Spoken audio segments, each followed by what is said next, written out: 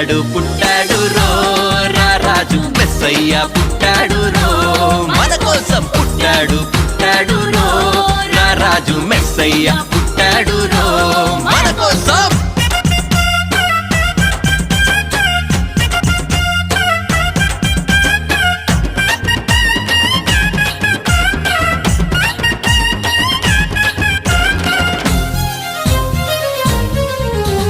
పశుల పాకలో పరమాత్ముడు చల్లని చూపులోడు సక్కనోడు ఆకాశమంతా మనసున్నోడు నీ వెట్టి వాడవైనా నెట్టివేయడు.